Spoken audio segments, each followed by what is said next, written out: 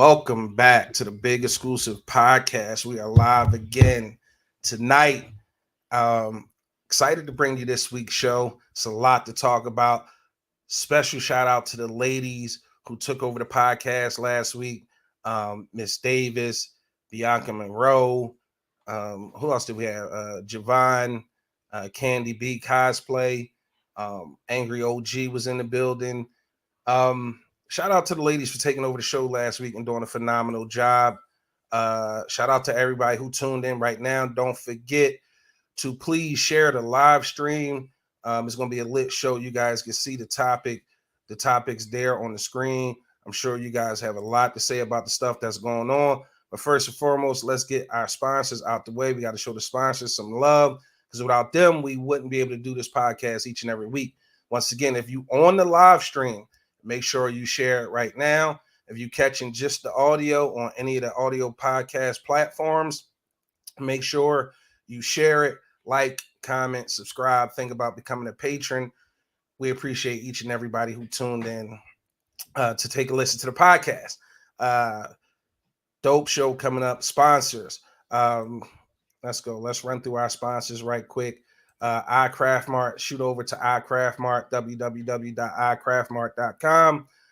Home of products made for us, by us. It's an old play on FUBU, but at the end of the day, it's products that, you know, your next door neighbor might make. They're available on the website. Everything from whipped body butters to soaps, lotions, everything all natural. You can even get this next sponsor's product over on there. Low Exclusive Bakery, home of the best chocolate chip toffee, and oatmeal raisin cookies, as seen on the Drew Barrymore Show and 6 ABC News. And last but not least, FYI Philly, you can pick up Low Exclusive Bakery products on iCraftMart.com.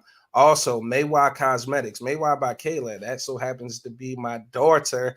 She's out here doing her thing with lip gloss, lip balm, and a couple other beauty products. She got some stuff coming down the pipe, but her newest product, the body mist, you guys might want to check out that body mist. Is for young women of all ages.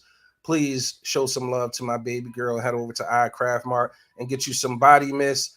As you can see on the screen, it's only $8, and that honey vanilla smells fantastic. Shout out to Critical Shot Studios. If I look good, if I sound good, it's all because of Don over at Critical Shot Studios. I super appreciate him and everything he does, you know, for the show. More importantly, hit him up for all your podcast and audio visual needs. He's getting contracts left and right. He just signed on to do something major. Too bad I can't speak about it. If he feel like it, he'll come on and he'll talk about it and let you guys know what he got going on. But shout out to Don over at Critical Shot Studio. Epic Graphics and Crafts. We appreciate them, exclusive merchandiser of the Big Exclusive Podcast. So any hoodies, t-shirts, anything you want, you can find over there on oh my God, Epic Graphics and Crafts. And we have an ice cream truck outside. It's so wild that, you know, it's always perfect timing for that type stuff. Hopefully it's not too loud in the background. But what that being said, we super appreciate our sponsors. Our social media is as follows. That's at the Big Exclusive Podcast on everything from Instagram, Twitter, and TikTok. If you want to follow us, send us any messages, you can go over there, shoot us an inbox. You know, we try to respond really quickly. With that being said, it's going to be a good show tonight. We got a special guest host who's going to come in. You might have seen her last night on Ladies Night. She was rocking with us. She'll be backstage in about 5, maybe 10 minutes. But right now, we got the funniest person I know personally in the building. My brother from another Angry OG should be joining soon. But right now, we got the funniest person I know personally. He goes by the name of comedian Top Flight. Flight, what up with you? Hey, what's going on, man? How you? Man, I'm pretty good. I can't front, man. I'm having a great night. I'm hoping your night is just as good, is going just as good as mine's. Yeah, getting ready to rock and roll, man. I'm out Boston tonight. I've been out here the last like 4 or 5 days. Been doing a bunch of shows, rocking and rolling. Shout out to Beantown, hosting comedian Top Flight. You been tearing it down? Yeah, man, it's been love, man. Boston definitely they've been showing out. All the shows been uh nice crowds, sold out Friday and Saturday.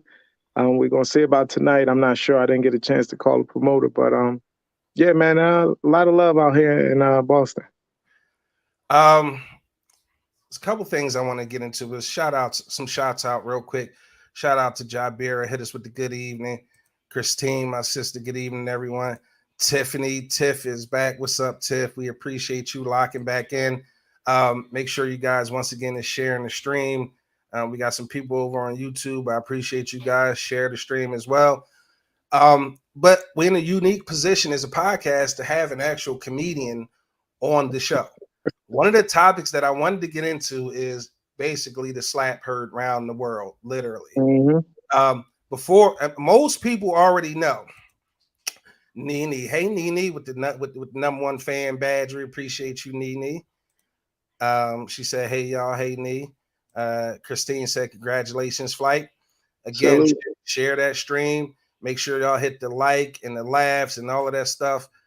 So the algorithm can know to put us on the front page of Facebook or show us to other people if you tuned in that way.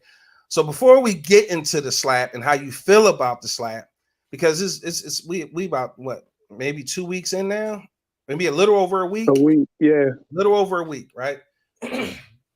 So as a comedian, one of the things that I thought about, and I couldn't wait to ask you this, and I didn't want to spoil it by calling you on the phone and asking you, but I have about 3 questions for you, right? Because you are a resident comedian, and I want to know how you feel. Number one, do you think it's open season on comedians? Do you feel like other people will attempt to do what Will Smith did if they don't like a joke? Because I know part of being a comedian sometimes, maybe to fill time, maybe it's even part of your act, is to, I know your act. I've seen it a bunch of times, and it's never malicious towards the audience. I've never seen you like blatantly or maliciously try to kill anybody or hurt anybody's feelings, but you get some audience, like you do some audience participation in your show, Right. which is great. Do you feel like it's open season on comedians for people to feel like they can approach the stage? And the second part to that question is, have you changed any of your act based off what happened with Will Smith? Honestly, no, it's not open season. That I think Chris restrained himself because of where he was at and Right. what he was doing on the platform. If that was anywhere else, that shit wouldn't have not flew or fly. Um, Again, I say this. I hope don't nobody walk on stage on me. I don't want no smoke, but I'm damn sure gonna give it if you bringing it. So, but again, if you got soft feelings, don't come to the show. Come to laugh, come to enjoy it. And I get it. You know, some people are sensitive. We don't know what you're going through or what you're dealing with. So for me, I personally not try to attack nobody where, you know what I'm saying, they get offended. But when you really look at what he said, you know, in the joke, I mean, now as a comedian, I dove a little deeper into it. But Will was laughing. Like he found it Right. amusing. You know what I'm Right. saying? Like he laughed because he thought it was funny. So again, for me, nah, it ain't open season. Nah, I don't want no smoke, but I'm damn sure giving it if you bringing it. And then the second part of your question is, nah, I'm not gonna change who I am. I'm staying true to me. And what got me in the position that I am was always being true and staying true. So I'm not gonna change what I do or how I do it. Now, will I make light of it? Yes, because we're comedians and it's a hot topic. So my way of going about it is if anybody want to come up here, I'm letting you know now. First of all, I'm a sue. Second, second of all, I'm calling the police. And third of all, yeah, I'm gonna punch you back. So that's just the nature of the beast. So I just make jokes of it, and people laugh because everybody is all saying the same thing. Like, man, like nah, you can't go on stage. Like we here to have a good time. So, and it's not a lot of comedians out here being malicious or vicious to nobody. We just out here trying to make people laughing and have a good time. So whatever it is you're going through, you can forget about it. You know what I'm saying? And have a good time and laugh your pain away. Nene said, "Flight, you look handsome with them glasses on." I thank you. I'm trying. I'm out here, got my little Jason, my little Friday 13th. So I'm ready to So here's my question, right? I'm sure you have comic friends because you're a comedian. Right. I never seen, like, first, let me ask you, I want you to gauge some of the responses that you've heard since this incident took place, because I've never seen so many gangster comedians in my life. Like, a lot of people, like, oh, I'm gonna just say Steve Harvey. Oh, he wouldn't have did that to me. Right. Like, Well, I mean, you got to look at it too. We have backgrounds just like everybody else. Like right. there's a lot of comedians that been in jail. There's a lot of comedians got felons. There's a lot of like, Oh yeah. I work security. Like a lot of people don't know that I am a certified trainer. My hands are registered. But if I wouldn't tell you that, you wouldn't know. Right. So it's like, like I don't want no smoke. I'm not going around advertising it because, I don't want people to misunderstand what I'm saying or what I mean. But I work security and we deal with our hands. I know how to take people down. I know I ain't Bruce Lee, but, but you know what I'm saying? I know how to defend myself and do it in a fashionable manner. All right. I'm talking and specifically speaking about Will Smith. You think you can whoop Will Smith? If Will Smith walked up there and slapped you, yes, even if I lose, I'm hitting you back. Like that's the ultimate. That's because that's what our moms used to say. Like I think Shannon Sharp said it best.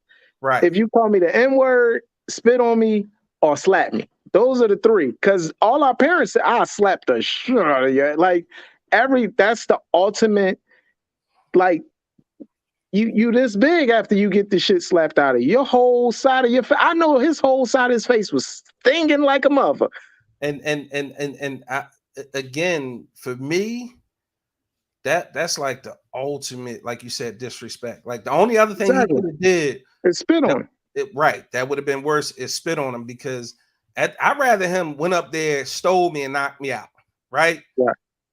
Than to open hand me and then stroll off. Right. Like, that to me was wild as a motherfucker. And then he said, but I really don't think he would have did that to no one else, especially if that was a white, if that person was white.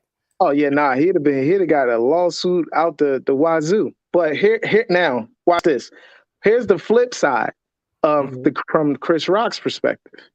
If he's smart, he's gonna benefit tremendously. Like it's already showing. His ticket sales is $341 for general admission. Right? That's one part. Here's the beauty in it. And a lot of people don't see it. By him not responding and reacting, I will come back in 30 days with a Netflix special. Netflix will cut him a check right now for 20 million easy. So it's that meme on Facebook. Would you slap your mom for 20 million? Yeah. So that's the plus in it right now.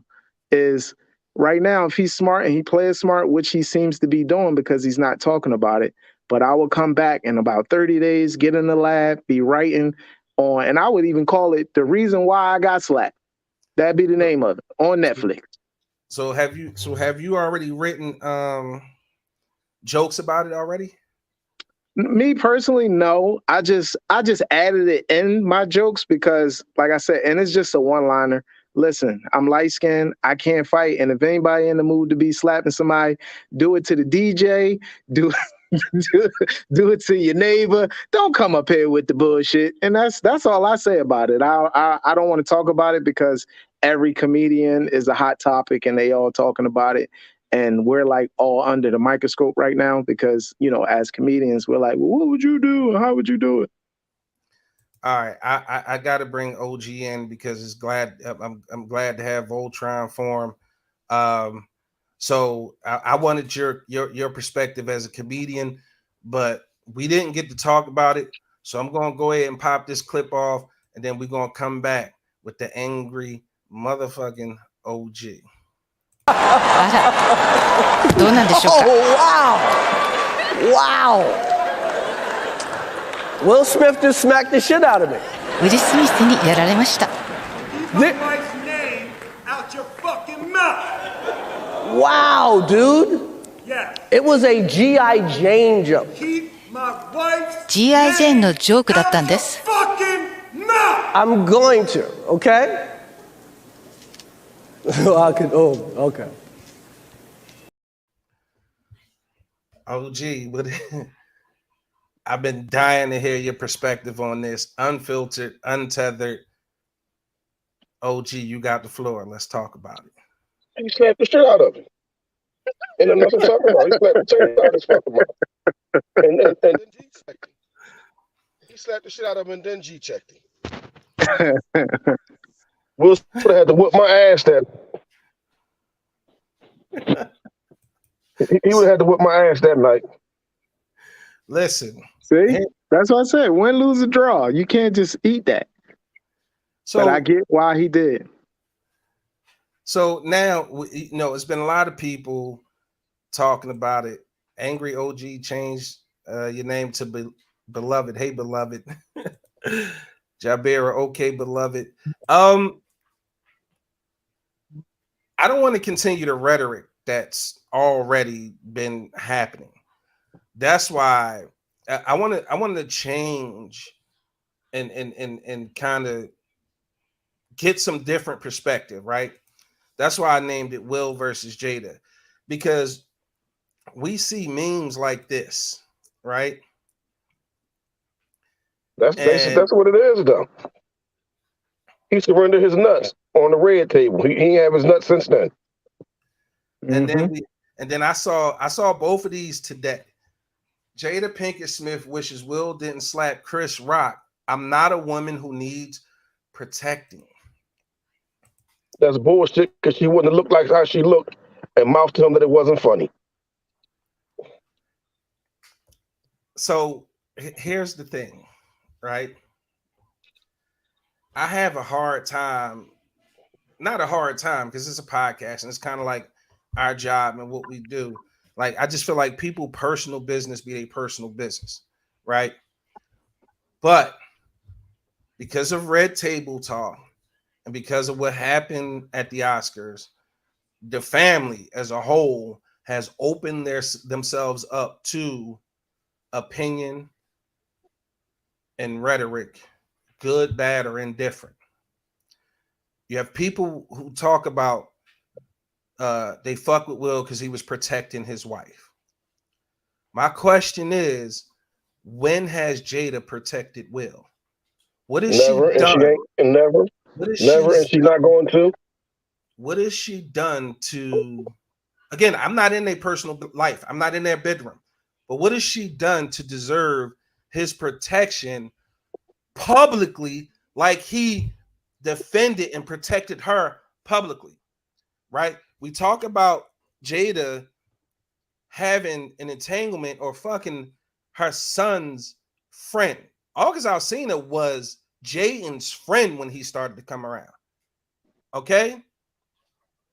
She had not an affair, because Will came on TV and said, yo, we've never committed adultery, which means to me, I don't understand. Now, Will could be lying and covering for her because of, you know, but at the end of the day, that information came out because of August. He was promoting something. She had to bring Will on Red Table Talk and completely embarrass and emasculate this man. She even did another Red Table Talk with, I want to say it was Gwyneth Paltrow. And she was talking about at this age, she having the best sex of her life. She again emasculated Will Smith by insinuating that he wasn't satisfying her in the bedroom. These are all public incidences where she's embarrassed and emasculated her husband. So I have a hard time trying to reconcile why he felt the need to publicly protect her and defend her in that way. Now, I don't want to get into the black and the white. I don't want to get into it being Chris Rock or if it was a white man. I don't want to get into any of that. From spectators, voyeurs basically of their marriage from the outside looking in, this keeps coming up. People are calling Jada. I personally said this lady must be a succubus, because there's just no way that you can continue to emasculate and embarrass a man. She cried in one interview about Tupac. It was one of the interviews when I forget what outlet it was, but she cried about a poem he had wrote her, and it was never released. And she was talking about it and what they meant to each other, and she cried.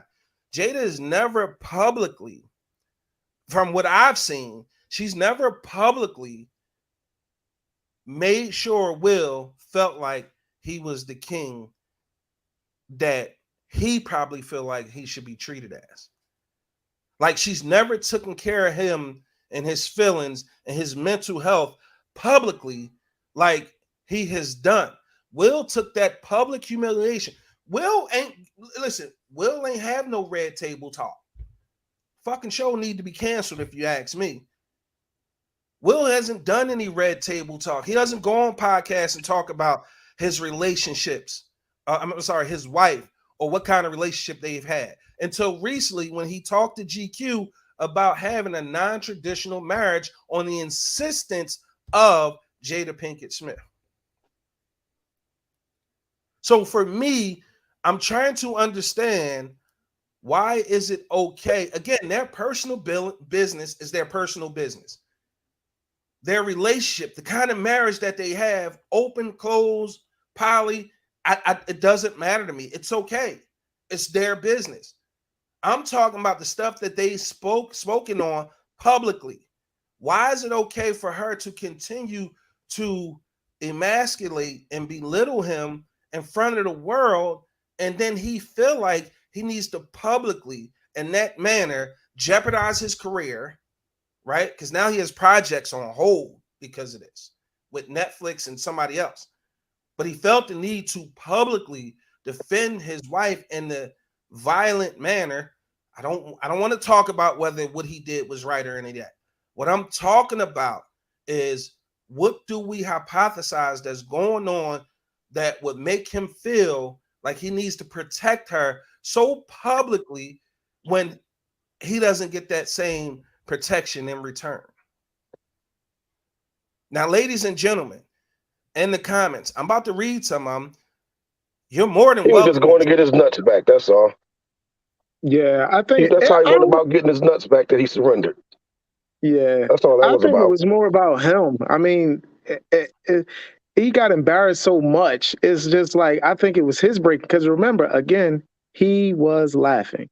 So when, Bro, you know, I could see you saying it's more about him if the joke was about him or directed at him, right? So I believe there's a lot of mental shit going on with Will. Right. He needs to address and in therapy.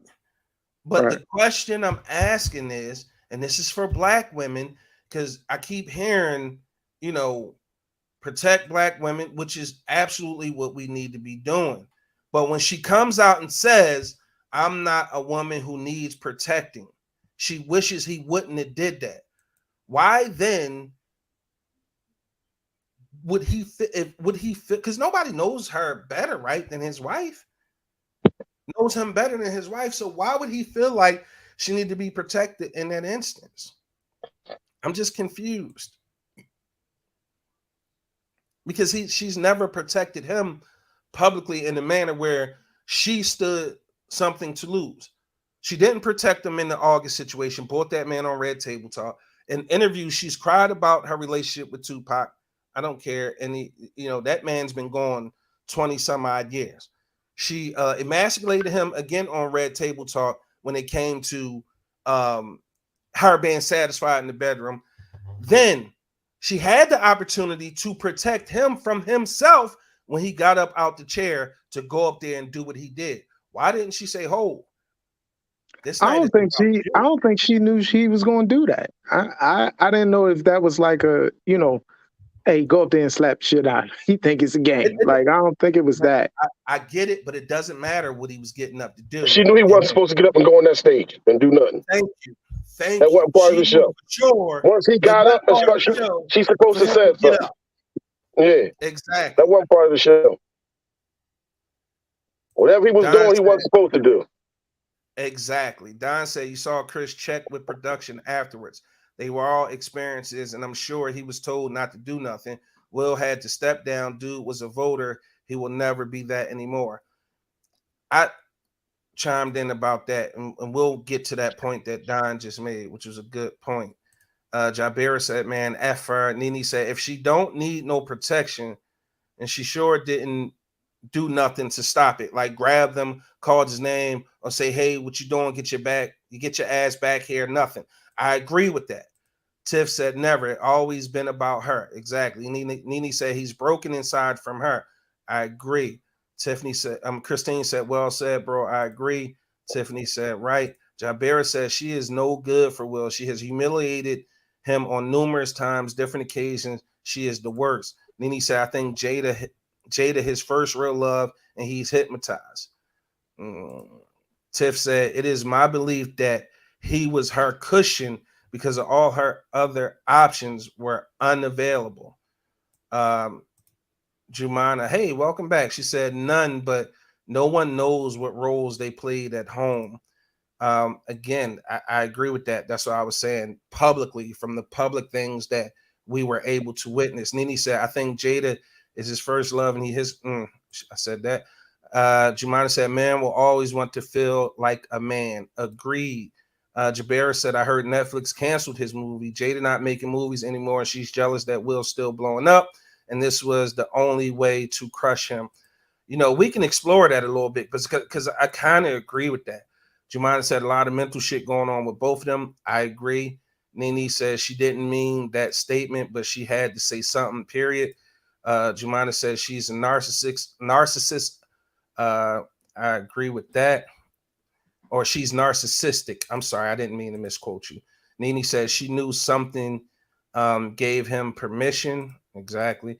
Don said, I still say this. If you have been together more than 5 years, you know when your man and girl is about to go do work. She knew how he was feeling. Again, I agree with that. And that was kind of, my point, that she did nothing to stop that man from potentially throwing his career away. Now, again, like Jumana said, I can't speak to what they doing behind closed doors. What I'm speaking to is about the stuff that I know that I've seen publicly, and she's never defended him or made him feel like the man. And it's funny, somebody on YouTube did a comparison about the way she talked about Tupac and the way she talked about Will, and it was night and day. It was night and fucking day by comparison. And I personally think that she just doesn't respect him as a man, honestly. And that's just my honest opinion about that. Let's bring in our special guest co-host. Y'all saw her last week on Ladies Night. Bianca Monroe, what's happening? Hey, Your card and backfired in there? just a little bit going on. Hey, how is it? Got him. That's the way to make an entrance. Yeah, right. Jumana says she felt feminine with Tupac. She feels manly with Will. Now, could that be because he's giving her space to be able to feel that way? Or is it because she doesn't respect him enough as a man? Because he could have went up there as Ali and beat the shit out of Chris Rock. I don't think that would have changed how she felt about her husband and her way of protecting him or any of that stuff. But I just don't understand what would make Will feel the need to do that unless it's some deep-rooted hurt that he's been.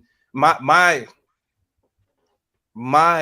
opinion is this, and a few people have said it, and I'll echo that opinion. I think that was for the years of humiliation and frustration, and I feel some type of way that she didn't stop and take him into consideration when she knew he wasn't supposed to get up out of that seat.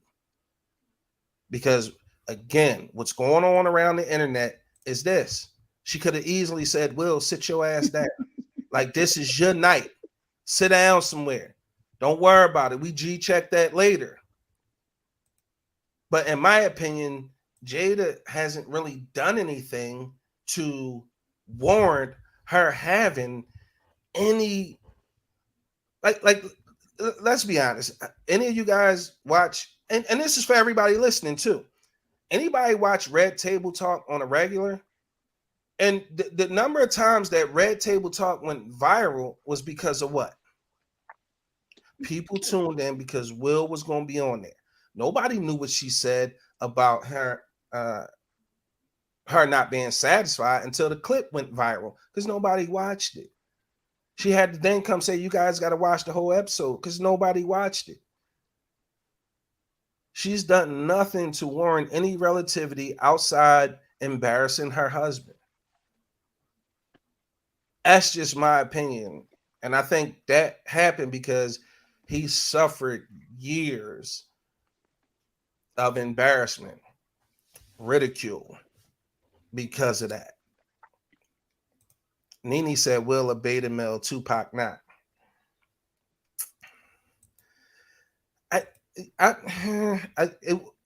That's got to be a topic, the whole beta male thing. That I'm curious about a lot of that. Nene also says she liked control. Tiffany said at the moment she should have allowed him to at that moment she should not have allowed him to walk on stage.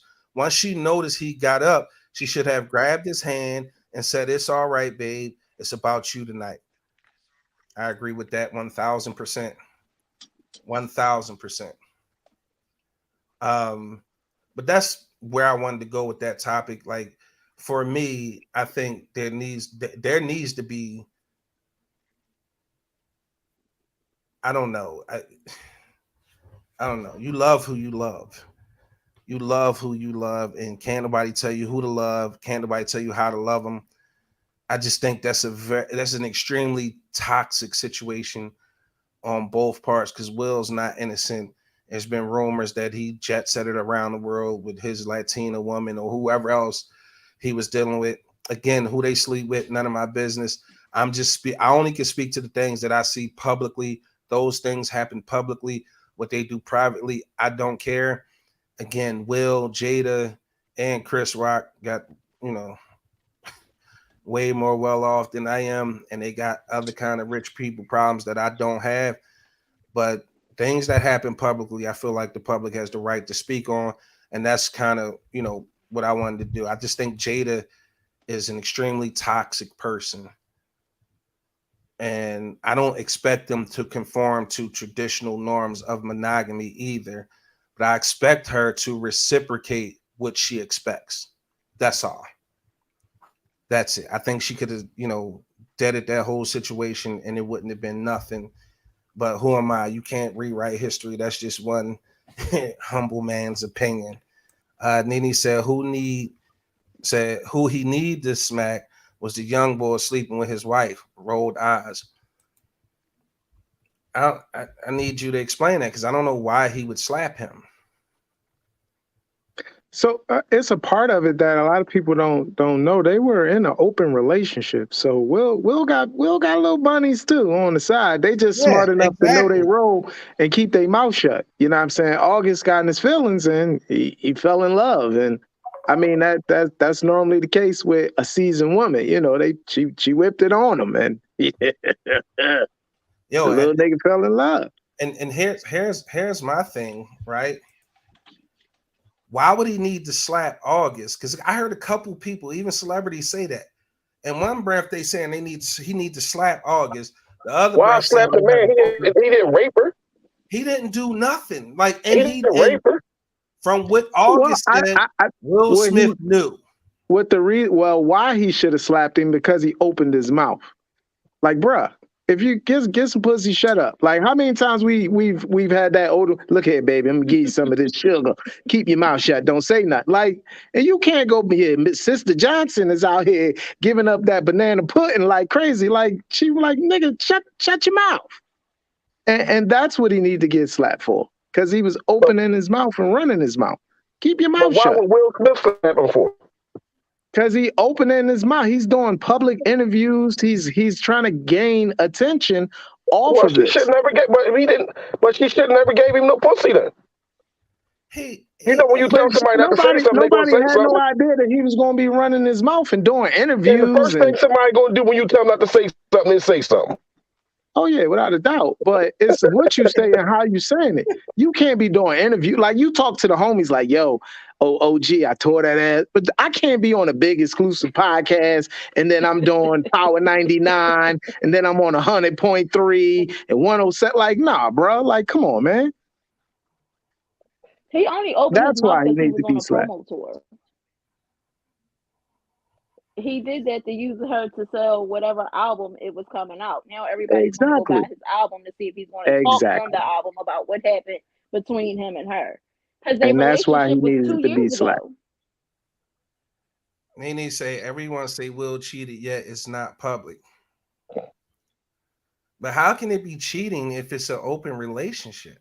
I don't understand that. It's not. It's not cheating if it's an open relationship.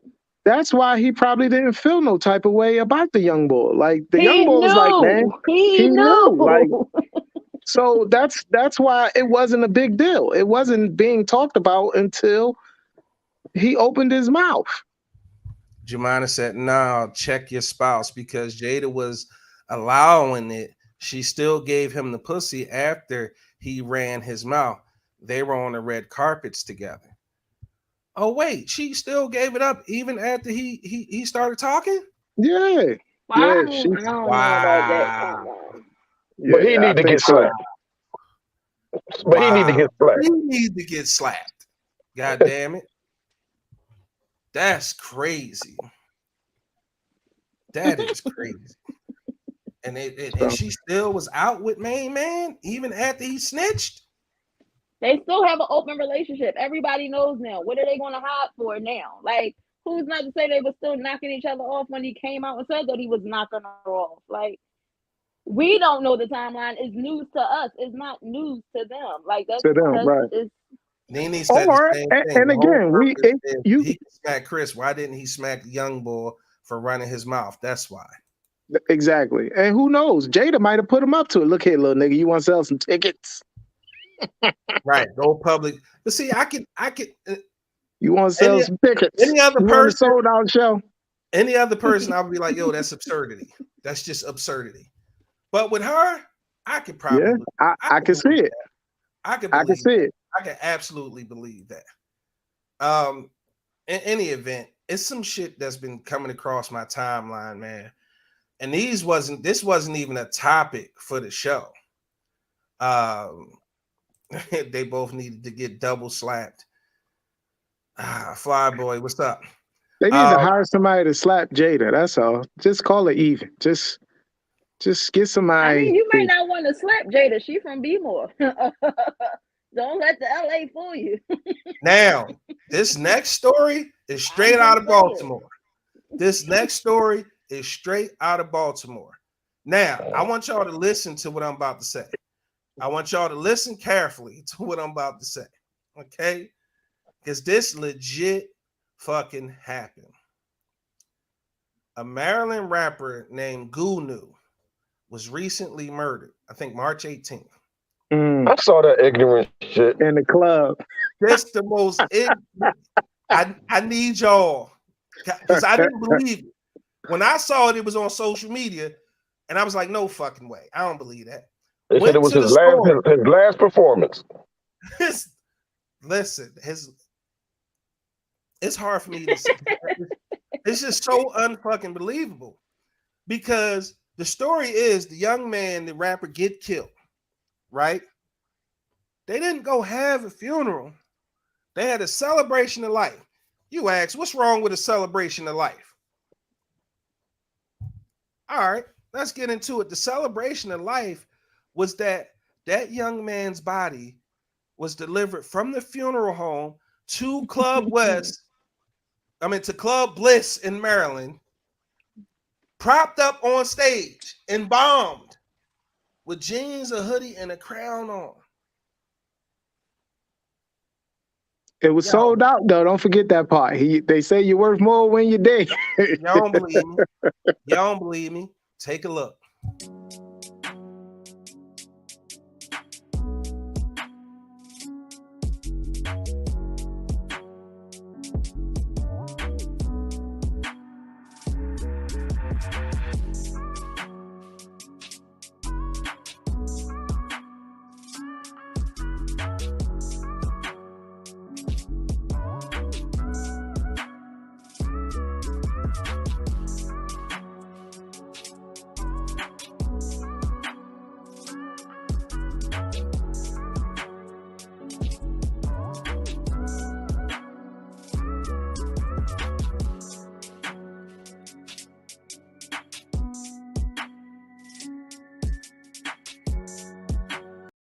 Boy, ain't no way. Boy, ain't no motherfucking way. Now, I thought because of the climate that we live in with the drill music and the young boys as goofy as they is, that it might have been the ops that got a hold of them, because I done seen the ops bum rush your funeral, take the casket and rush out the funeral. I don't know what they did with it. I done seen the ops come to the funeral, shoot the casket up. So I thought this was some ignorant drill music shit that went on, that happened, and they took him and party because he was dead. No. As I went further down the rabbit hole, the news station, Fox News in Baltimore, said this is exactly what was planned by his parents and his sisters. The mom said, yo, if you don't like it, that's on you, but don't get on the internet worried about how we celebrated my son's life. Facts. Now, I'd have bought a ticket to that, right? Because I'd have been like, ain't no way. Ain't no way. I mean, at least she stood on it. She stood right. She owned up. Yeah. That's G right there. that. Like, I'm not That's even straight mad. G. and that's that. We did it. Get You over ain't it, gotta and like that's it. what it is. I'd have Now bought y'all a ticket. can't say nothing. Now that don't leave room for y'all to really comment about it. Like, yeah, you could be like appalled. But when she said, that's my son, this is what I wanted to do for my son, and that's it. Now what? Listen. What can you say? Die. Period. Period, Pooh. Like, what can you say? I still would have said that's the dumbest shit I ever seen in my life. Yeah. I ain't no way I'm fitting the party with no corpse. I don't care who it was, who it is, what they was, who they was. I'm cool at the club, because I know it's people who paid for tickets who just didn't believe that was going to happen, because that would have been me. I'd have bought a ticket, just see, there ain't no fucking way I'm gonna get a ticket. Just I'd have walked in and said, oh, and turned right back around. You ain't gonna catch me on video. A hologram. You ain't about to catch me on video dancing to the music while he's standing there as court. No, I don't think that's, again, that family is entitled to do whatever they want to do. If that was that young man's last will and testament, so be it. Respect his last wish. But ain't no way I'm fitting to go. And I don't I'm about to say, I would have dug a little deeper. I'd be like, what happened if a fire broke out? Who gonna get what happened if they start shooting again? Then who gonna get that nigga? Somebody gonna grab the body or what? Nah, he did already. Let him go. There it is. Or the fire. What happened if the fire marshal show up? Everybody outside. He said that was super ghetto. Ain't no way I'm going to see some shit like that. He dead on stage. Yep. He killed it, literally. She talking about, and they charge people to come in. But she right. That's the party with his fans one last time. That's right. That is like. So Tiff said, I'm why speechless. Is that not a thing? Dante said the real question is how many ignorant niggas put drinks on his tab. I can't, man. I can't do it. Like, I hope this is not a fucking trend. I hope this is not a trend. Please. All right, I got to sneak out, bro. Back to the slave boats. Bro, have a good show. Kill it, man. Break a leg, Yes, all that sir. good stuff. Yeah, I gotta get ready to go. They got me in this fan. I want y'all to see how nice this hotel is. They got me in. Look how nice this motherfucker is here. Look, this when you know you on your way when your remote control. Look at this, John. It's a tablet. This is Oh, it's, that's It nice. ain't came to the nightstand. yeah. He It got controls. money. It controls. Look, watch this. Yeah, Watch right. this. He I can got turn money. the TV with the remote. Watch this. Watch this. Look. Ooh, look. I got the tablet, and then it turn on the TV, and I'm fancy. They got me in this nice ass hotel. I like Boston. The tablet bigger than the TV though. Hey man, don't talk about my TV. It's a nice size. It's just I'm far away. You got to get up on it. Okay. Hey man, I love y'all, man. I see y'all. I got to get ready to go do sound check and get ready for this show.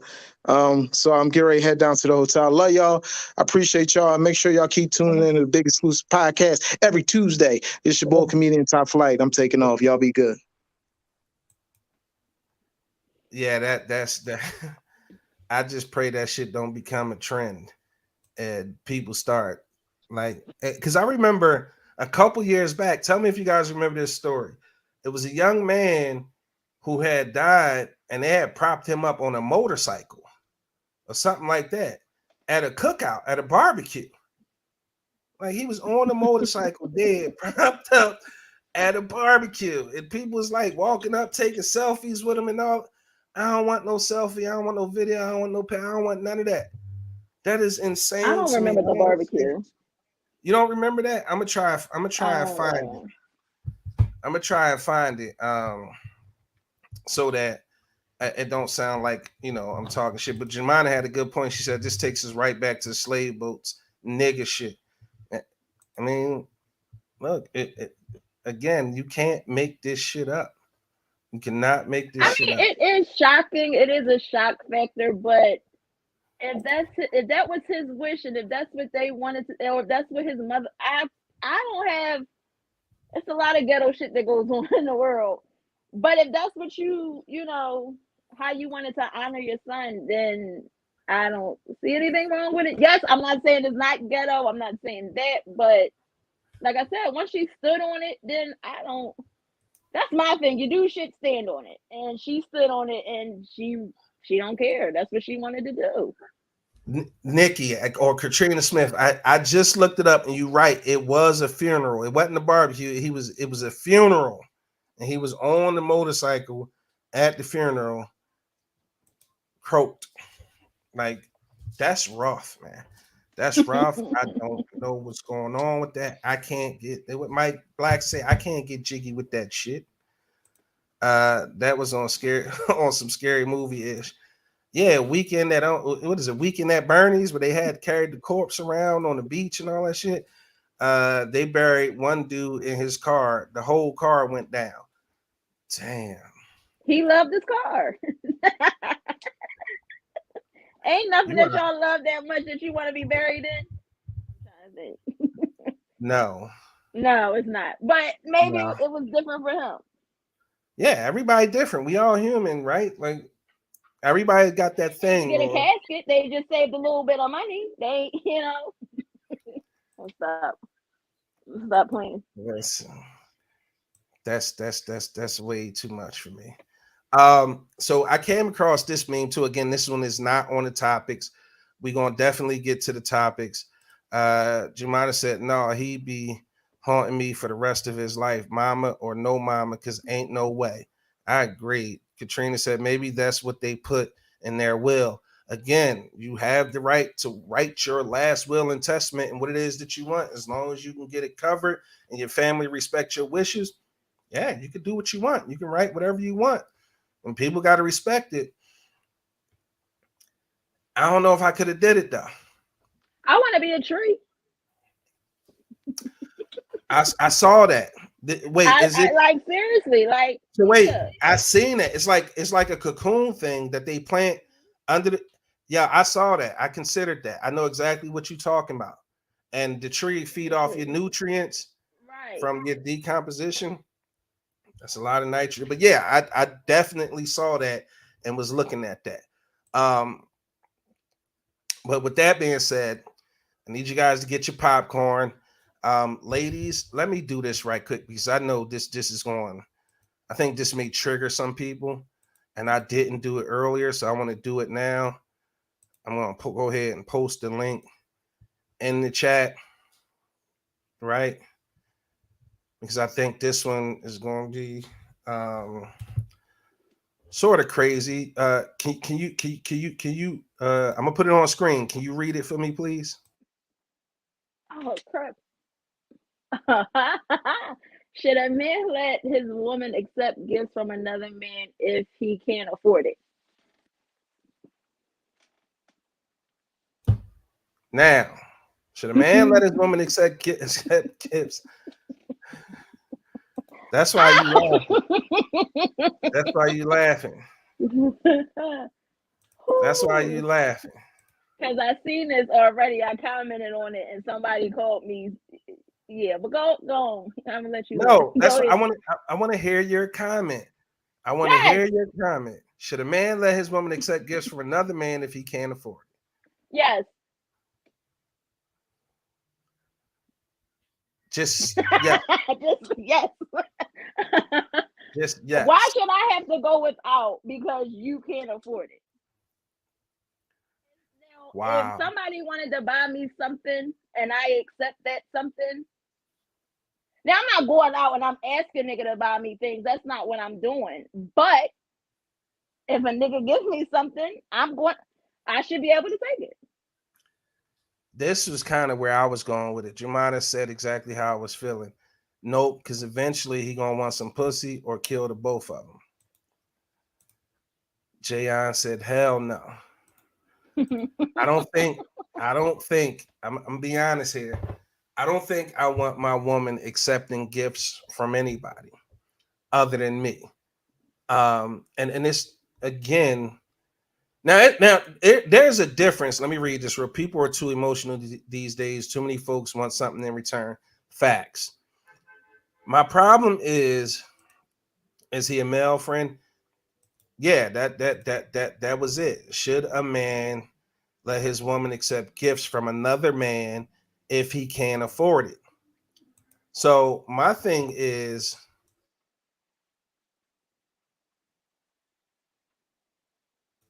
I'm sorry, I was having a little technical difficulty here. So Nene, yes, he is a male friend.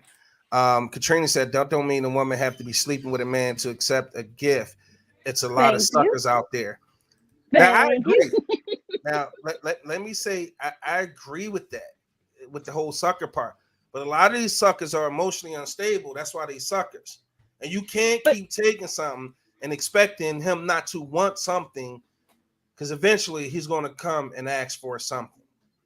If it's people your in hell time, want air conditioner. Like, I don't give a damn what he want. If I'm not giving it to him, then that's not the problem. So at the end of the day, if he decides that he want to take it, or he gets really upset that he can't get it from you and decides to hurt both of you, or he starts to do disrespectful things that's really disrespectful to your relationship, what happens then? So as a man at that point, it's on me to go handle that, right? It's not on you to handle that because I stay strapped. So we ain't got to worry about that. Not only that, but if it comes down to the disrespect, at the end of the day, there's always a way to block somebody. Like I said, I'm not a female to ask a man for anything. But if a man is willing to give me something, I'm going to accept it. It's not like I said, that would be different if she was asking another man for it, then I could see your issue. You may feel some kind of way because, bitch, why are you asking this nigga for? I can see that. But no, if a nigga want to give me something, I'm going to take it. I'm going to take it. But now my thing is, would you rather me tell you that I bought it? First of all, I don't want you to accept it at all. Fuck you talking about? I don't want you to accept it at all, because again, it's going to come with something eventually. Now there are genuine people out there. See, here's the thing, and everything's got to be looked at and under specific circumstances, like who is coming from, the relationship y'all had, how long that relationship has been in existence. Is it genuine? Because just like every woman can tell, like, correct me if I'm wrong, when women are in relationships, right, and they see their significant other interact with another woman or another woman interact with their man, they can pick up on that or have those spidey senses tingle and say, hold up, something ain't right. This bitch want my man, or something there that I need to know. Correct me if I'm right or wrong. You're right. Okay. So men for the most part have that same intuition. We don't believe in dude as your cousin or your uncle, or y'all just cool because something about the way y'all kiki in the nigga face that don't be sitting right. So we know, right? Yeah, exactly. So we be knowing, right? It might take us a while to catch on now, but we be knowing, like, nah, bitch, something ain't right. That like no, y'all be thinking everybody be trying to fuck us though. Like it could because be they nobody. do. Because they do. No, because it's not that. Like it don't You need be to stop. that. Like this You nigga could be a full blown gay man. You need to and stop. y'all could be like, he trying to fuck you. You need to stop. Stop what? Is he bisexual? Gay. So, all right, let me ask you this. Hold on, shit. Let me ask you this. We should do this live on air too, since you want to talk that shit, right? You want to talk that shit. You want to talk that shit, right? So, your male friends are just that, your friends, right? Ask that question one more time. I said your male friends are your male friends, right? They're just friends, right? Right. And you would accept gifts for them, right? Yes. And you don't think that they want to fuck. I don't give a damn what they want to do. No. Answer the question. No, I don't. Great. Let's do it live on there. Who's one of your really good friends? Huh? Because we gonna doing that. No, I'm not doing it. I bet the fuck you won't. I bet the fuck you won't. First of all, I'm single and I can accept anything I wanted to. Now, if I was in a relationship, that's cool. Yes, I'm still taking a gift. Okay, but that's cool. Okay, wait. For argument's sake, what if it was my birthday? I can't take the gift. There is no argument. I alluded to the fact that it depends on the circumstances and who these people are. Right now, it's people you could have grown up with that just got love and respect for you as business partners that you could have that. You do a podcast. What's the name of the podcast? The Rabbit Hole Podcast. The Rabbit Hole Podcast. So if one of your co-hosts bought you a gift, I probably wouldn't think twice about it. Y'all got a working relationship, right? If one of your next door neighbors, Darnell, you grew up with on the block on 15th Street, wherever, I don't know, just making shit up. But he decided, hey, I'm gonna send you a birthday card. I'm in Atlanta now. I'm gonna just shoot you a birthday card. It's all love. Or he live around the corner and he says to you, hey, yo, I know your birthday coming up. Boom, I picked you up a little something. Here you go. Right? Known each other for 1 billion years. Unless the motherfucker is truly gay, he will fuck you. Period. Men will fuck anything. But it's not about it being anything. It's about accepting things and stuff coming with those things that you accept as a significant other. You don't count. You single. You don't count. You single. So you can accept. I've been in relationships before. But I've been in relationships before. And your significant other was okay with you accepting gifts from other men? Depends on what significant other we talking about. It don't matter. Why would that matter? I had one that I couldn't even be friends with niggas. Like my male friends, nope, not at all. Can't talk, can't see, can't nothing. And then I had one significant other that just was okay. Like, honestly, I didn't even have to accept gifts from him because he was on it. He was on it with the gift thing. So I didn't have to. So but if I did accept a gift for a birthday or for whatever, just because, then no, we didn't have an issue with it. Okay. But the question was if your significant other couldn't afford it. And that's what he has to do with that. had nothing to do with that. You cold blooded. You cold blooded. Christine said, I've had friends that gave me gifts and we weren't sleeping together. But eventually they started hinting and said, slide, laugh out loud. Jemina said, all male friends want to fuck. However, it's about what's allowed. She also says, no man is okay with another man giving his woman anything, laugh out loud. Katrina said, look, now, if a dude want to be a dummy and keep gifting me things and he ain't getting nothing in return, that's on his dumb ass. But at that point, what you're failing to realize is, at that point, it's not really about the other guy, him being a dummy and him being a sucker. This truly is about the mentality and the mental fragility of your of the male ego. Of the male ego. Of the male ego.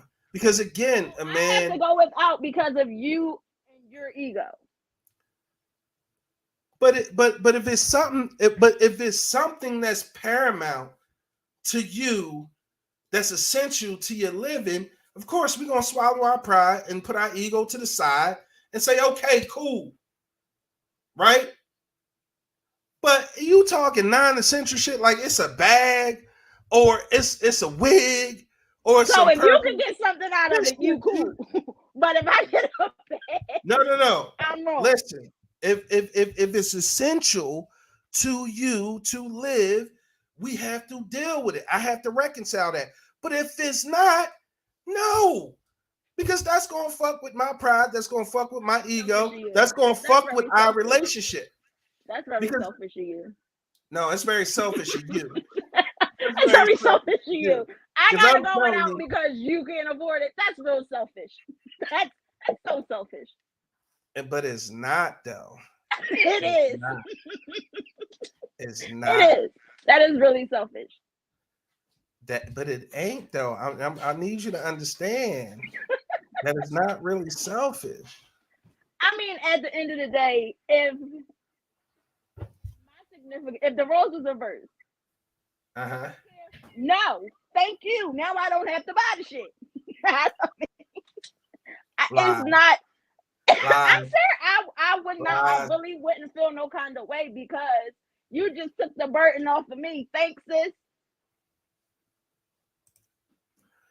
If he can't afford it, I'd rather buy it myself. Niggas is weird. Booyah. Booyah. Who? What? Say it again. Jemina said, if he can't afford it, I'd rather buy it myself. Niggas is weird. I mean, hold on. I'm telling you now, Christine said we've all had a sucker before. That's all, girlfriend. I need to understand because, matter of fact, I don't even need to understand. I'm just telling you, the male ego won't allow that because, as like Jayon said earlier, he said, "Yo, we might not be able to get it. No, you're not accepting nothing because we might not be able to get it right then and there. But here it go right here. We just don't get it at the time you want it, but you'll definitely get it. So at the end of the day, be patient. Don't that's just no.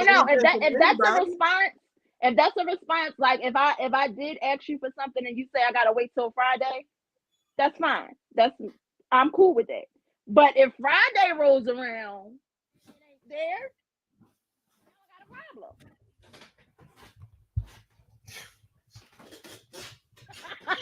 Like, I'm willing to work with you. I'm willing to be patient. If I gotta wait a week, 2 weeks, I will wait. But now 2 weeks done rolled around and the shit's still not here. But I just want to go back to somebody else's comment. I can't remember who said it, but she said something like she'll buy it herself. You don't think that's going to mess with his ego? The male ego is very fragile. So if you ask your man for something and then he say he can't get it, and then you say, fuck it, I'll get it myself, you gonna feel no kind of way then? I mean, yeah. But the difference is not some other man doing something for my woman that she wasn't patient enough to wait for me to do. Now that Simple. wasn't the thing with that. What y'all switching it up? That's not what it said. It said if he can't afford it. But you just said It's not the girl. tomorrow. You was It's just not okay. So if he can't afford it, right? If he can't afford it, I don't want you getting it from anybody else. You just go without. no. You just go That's without it. selfish. That's selfish. No, it's selfish for you to take it. What's more? What's more important to you? At that point, you have to think about it. What's more important to you? The health of our relationship or that expensive thing that you want? Again, would it be better if I said I bought it myself? If you indeed paid for it yourself, we would have to accept that because you went out and you got it. You did what you needed to do to get it, and you ain't had to. You ain't had to, you know what I mean, to get it. Like, wow. It ain't much to have to get anything out of no nigga, honestly. But that's another story for another day. Anyway, tell me more. It's not. It's Wait, really. we'll come back to it. Let me read some of these comments. Jemina said we all had a sucker and it went left at some point. Probably agree with that. Men think another man dicking his woman done. Wait, men think of another man dicking his woman because they feel like something was given. Yeah. Never accept. Tiffany Ann said, never accept anything from another dude when you have a man. Period. No matter what.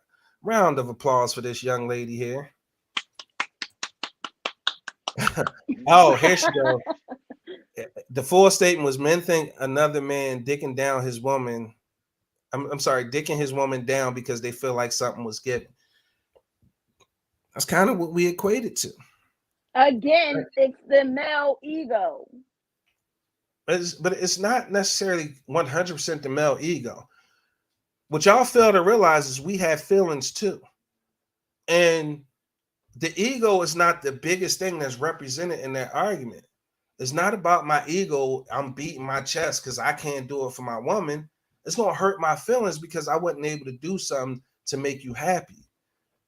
Now, if I'm providing for you and you have all your essentials, right, and that expensive thing I can't afford and he can, I don't want you taking it from him because that's going to hurt my feelings that, number one, I wasn't able to do it for you. So that feeling is not completely ego driven. It's about me wanting to make sure I'm able to make my woman happy or do the things that she like so that we both can maintain a certain level of happiness. Now, if you just greedy and dude over here got a bag and this dude over here got earrings, like we can't even be in a relationship then. That you doing too much. Nene said, but seriously, who really telling their man they really receiving gifts from another man? Yeah, y'all just lie about it. That's disrespectful on so many levels and opens doors for trust issues. Exactly. And put the nail in the coffin, it's a respect thing. Bam. Niggas got trust issues regardless. It's a thing. It ain't got nothing to do with a gift coming from another man. Niggas will think that you fucking somebody because he waved. Oh, you fuck that nigga? Wait, hold up. All he said was hello. I don't even know this man. I've never seen this man. Well, why he waved?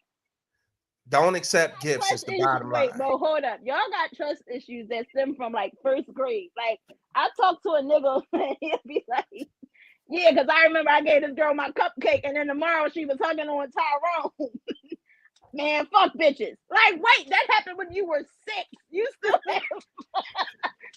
have trust issues from the age of 6. Like, I want to transition to the next topic. Get y'all popcorn ready because I've been following these stories on TikTok, right? And it's about women, white women, not accepting accountability for their role in white supremacy. So I need y'all to be patient. This clip is like 2 minutes long, but I promise you it's going to be a fun discussion when we get back. And when we get back, it's going to be straight on you so you can start the discussion off as a black woman. Take a listen.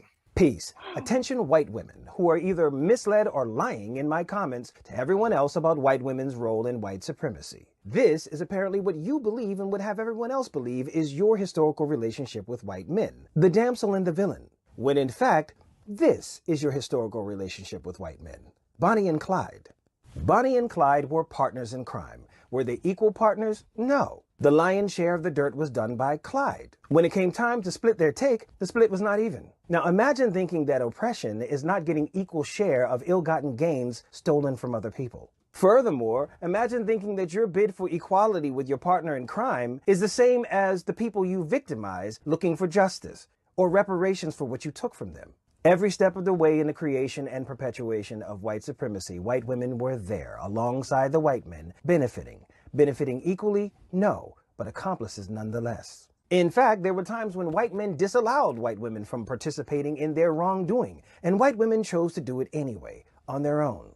When the KKK banned female members, white women created the WKKK. Yeah, Women of the Ku Klux Klan, and a branch for their kids, the Ku Klux Kitties. White men owned and abused enslaved Africans, white women owned and abused enslaved Africans. But don't just take my word for it, read this book.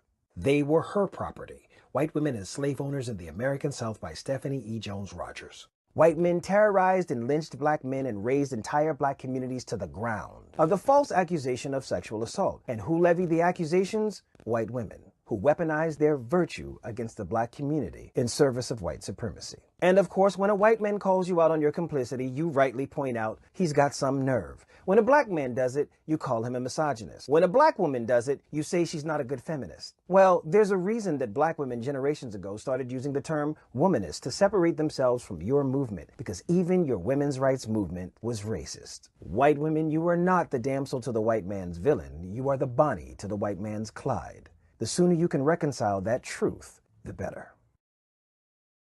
We out here.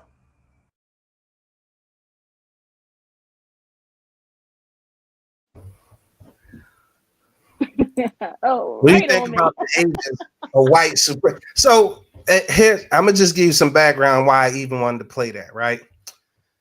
Because this gentleman, if you guys not following him on TikTok, you probably should. He's 100% behind protecting black women. He's also doing some things about dismantling the patriarchy. But these white women keep attacking this man because he's shedding light on the role that they played in white supremacy and how they continue to perpetuate it. He's somebody I've been trying to get him because he's one of the people I've been trying to get for this critical race theory symposium that I want to do for the show. And he's a Harvard professor. And they downplay his education. They try to slander this man. They attack his hair. They attack his, everything. He's like a linguist. And every time a black person tries to shine a light on the role and the things that white people have done, it's this slew of racist bullshit.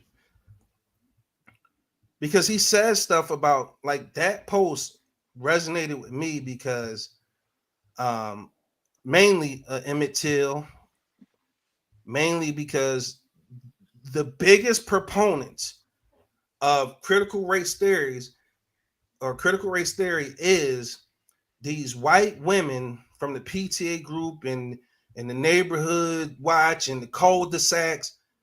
They're the ones who do not want critical race theory taught in schools, right?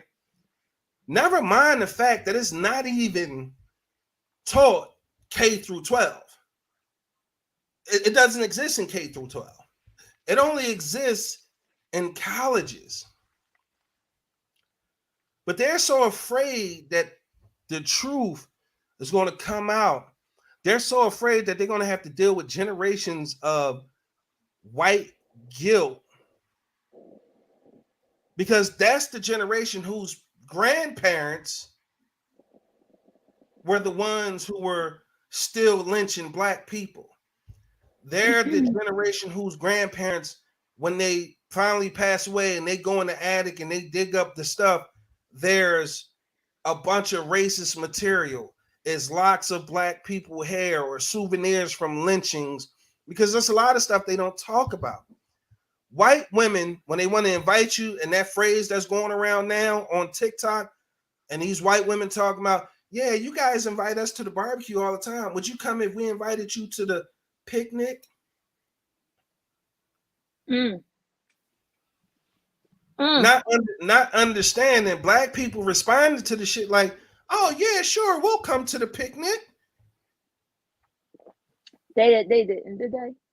It's black people responding, saying, Aww. we'll come to the picnic, right? There's a lot of people asking for his tag on TikTok, and I'm gonna bring it up right now, because it's pronounced Son Michelle, but I'm gonna put it up on screen, and I want you guys to please make sure you go follow him. I feel like this brother is brilliant, and he's so relatable, right? And the way he disseminates the information is brilliant. And I think it's important that more people, he should have millions of followers. And he always ends his video the same way with "we out here." And let me see, I just want to grab it so I can bring it up and you guys can follow him. I want to leave it on screen for a little bit.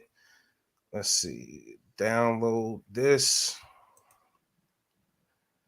And normally Don handles all this stuff, but I should have already had it because I just think he's important. But what I was saying was, a lot of white women are still perpetuating the tactics of white supremacy. We call them Karens now. These Karens, and if you guys want to know who he is, his information is on the screen right now. Take a screenshot, write it down. But his @ is right there on the screen. I'm gonna leave it there for a second so that everybody who wants it gets it. And they're still using these tactics of white supremacy, and they calling them Karens now. Now, we've all seen that video, and I'm gonna take this down for a quick second. I'll bring it back up. But we all seen that video where the woman was in the store, and I believe it was a clothing store, and she was buying some stuff, or she was there to return some stuff. And a white woman took and tried to slap her phone out of her hand because she was recording. When she didn't get the results that she was looking for, and the black girl was like, whoa, we ain't doing that. Don't touch me. Don't touch my phone. I'm recording. The minute she said she was recording, what happened? That white woman threw a fit. She started acting crazy. She laid on the floor. She started dancing around. And the biggest thing that they weaponize is them white woman tears. The biggest thing that they weaponize is those white woman tears. So at the end of the day, white women not only benefited from the roles that their male counterparts played, they not only benefited, but they participated. Because it goes back to what I was about to say about the cookout, right? Not the cookout, I'm sorry. The picnic. The picnic is not a picnic. What she's referring she was referring to is the practice, number one, that they would pick a nigger. They would pick a nigger with plans to hang that nigger. And you know what she was doing while they were getting together? She was getting the kids dressed up because it was going to be hanging. She was packing and making sandwiches and bringing whatever they needed because they was going to be out there barbecuing and all that shit because they was about to hang and lynch a nigga.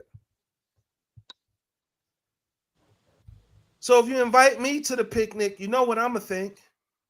You know how I'm going to respond. Don't invite me to no picnic. Jemima, you absolutely right. They let the kids stay home from school. It was a party. Hence, they started taking pictures. It was a celebration at the picnic. When black people talk about a barbecue, we're not talking about nothing malicious. If you invited to the barbecue, you family. That's why it's been used as a term of endearment for white people. You invite somebody to the picnic, you inviting us to a lynching. Who the fuck is you hanging? Like Jumana said, they let the kids stay home from school. Husbands took off for work. They didn't have jobs. They didn't work. So they got the baskets ready. They had everything they needed in those baskets to make sure it was a fucking event. Like what Tiff said, it was a whole event. Jumana, postcards was mailed out. So don't be fooled. Them people at your job talking about you want to come to the picnic. Not the company picnic. Don't fuck your money up, okay, people? Don't let them trick you out of your bag. Don't let them trick you out of your bag. But just know, if you go into your job and they invite you to the picnic, now you have to have some discretion. Some shit is actually a company picnic, right? They planning some shit. So, but we black. Our spidey senses tingle when the little white bitch Rachel. And again, I don't know no. I mean, I do know Rachel, but I'm just talking about at your job. They pop that little shit like, oh, and they get, you know how they like to get slick inside, and you know, because the problem is they don't have no flavor, no seasoning when it comes to nothing, right?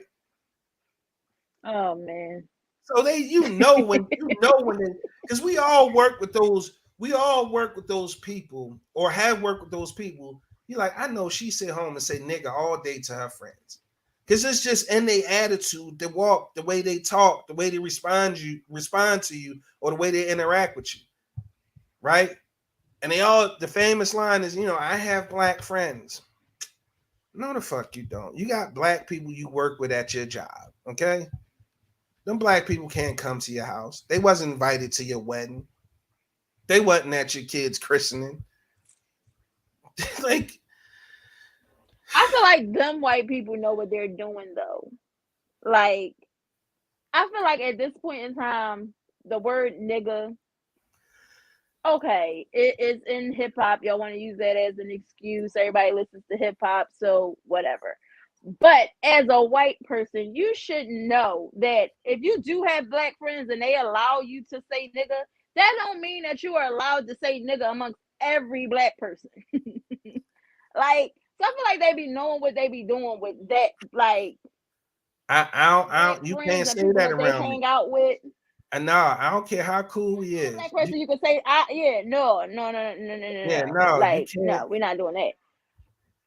But they use that, but say that around your black friends. Don't say that shit around. Like, you can't say that and mix. Then be like, well, my black friends let me do it. I have black friends. Like, bitch, and like, I feel like they know what they're doing with that one though. I'm gonna tell you like this. They definitely know what they're doing with that, right? Let me bring it down. I want to read some of these comments. Jumana said they would tear the skin off a corpse and feed it to the dogs. I'm gonna put something on screen and take that a step further, Jumana. But you're right, they did do that. Kalia, welcome back. She said, "How about the fact that they literally have cookbooks on how to cook us?" That is a fact. I'm gonna bring up something, and I just got to find a picture. And like I said, normally Don does this stuff, but I'm out of studio today. We will be back in studio next week. I promise you, people. So you can see us all together again. But I'm gonna put something on screen and I'm gonna show you guys what she's talking about, because you think it's fun and games, and this is why it's important to teach stuff like critical race theory, right?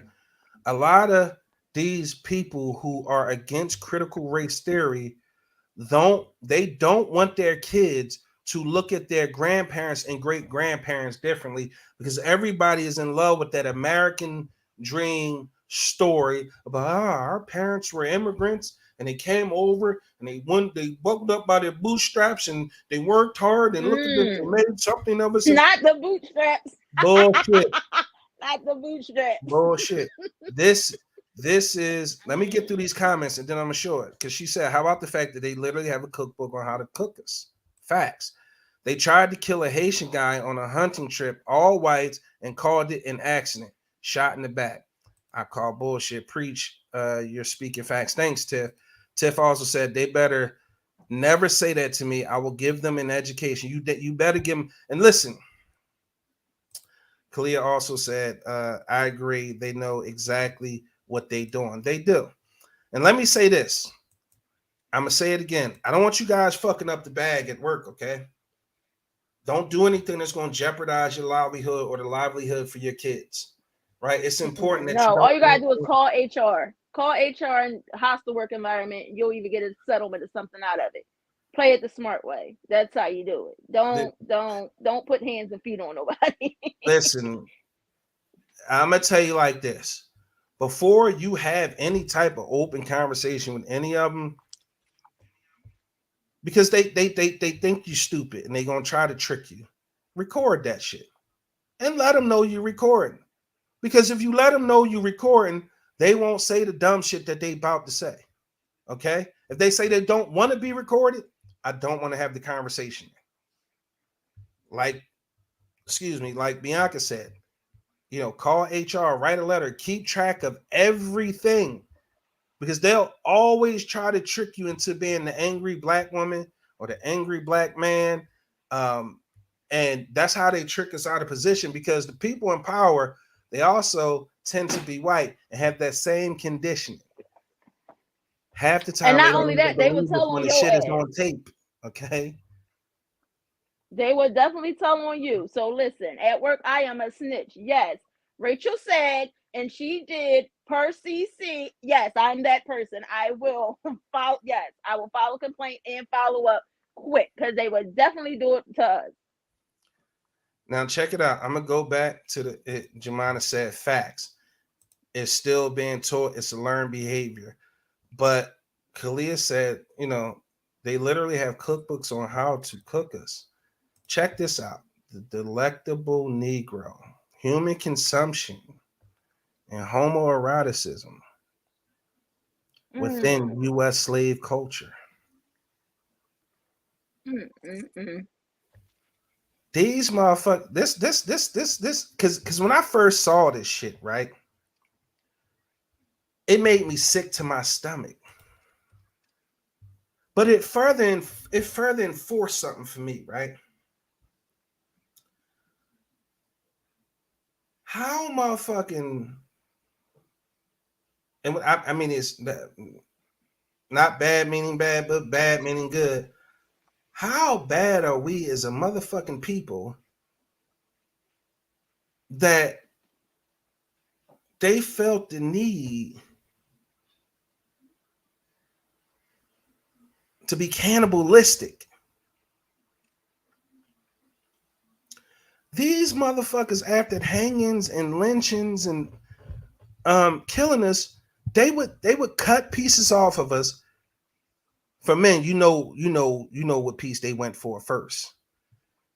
But they would take pieces off of us, save them as souvenirs. This shit, for some of those people, like I was saying earlier, that their grandparents had in the attics, there were souvenirs. Souvenirs. The the picture from lynchings and all that shit was, like Jemima said, made into postcards and sent out to family and even overseas to American stationed in other countries. They how can you dislike a people so much that you felt the need to consume them? And then depending on what you practice, they probably did it for some sort of religious cult type ritual, just to bring some of that spirit and that soul. Fuck, we was probably the only seasoned thing they ever ate in their fucking life. But my point is, I'll take it full circle. White women then, white women now aren't being mandated or made to do anything. They're white women benefited the most out of everybody in this white power structure. Because who spends most of the time with the kids? Because the majority of white women still are housewives and are home with the kids. Where are they learning all this rhetoric about racism and all this other shit? Where are they learning it? They got to be learning it from the person that they spend the majority of the time with, which is mom, which is that white woman who they feel like, oh, that's too damn small. That white woman who they feel like is, I'm sorry, not is, but is their mother. So they're complicit and they're compliant in the rhetoric that's been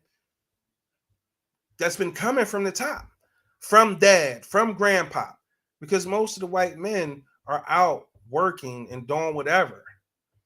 So the majority of the time is spent with mom and in the school. So some of this shit has to be being taught in school to the whatever power structure that's in place. Now that's a difference. I was listening to let me read this right quick before I say this. Jumana said George Washington had his dentures made from slave teeth pulled from their mouth.